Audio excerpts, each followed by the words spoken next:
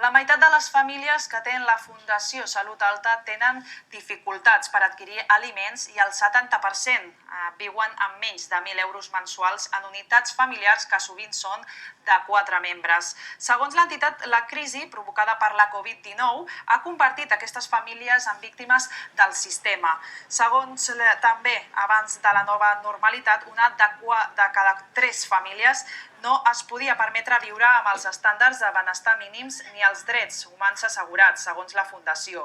Amb la nova situació, només al voltant de l'entitat Fundació Salut Alta, el 50% de les 70 famílies amb qui mantenen contacte diari tenen dificultats per adquirir aliments, el 70% viuen amb menys de 1.000 euros d'ingrés mensual i el 40% no disposaven de cap ordinador ni tableta a casa a l'inici del confinament. A més, cal destacar que moltes famílies s'enfronten a problemes tan greus com la pèrdua de l'habitatge. Des de Salut Alta ara volen aconseguir 9.000 euros a través de la campanya Penjant d'un fil, amb l'objectiu de mantenir el contacte amb els 144 nens i nenes i adolescents que tenen i també a les seves famílies. Fins ara s'ha superat la xifra i ja han aconseguit 13.267 euros. Destaquem a nivell d'habitatge, situacions que han empitjorat molt i que tenen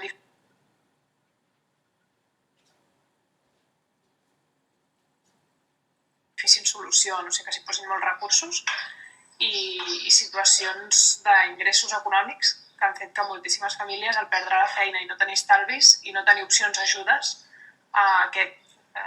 durant aquest confinament des del primer dia ja no poguessin fer front a les necessitats bàsiques. Llavors, és una situació, no parlaríem de nova normalitat, sinó d'agreujament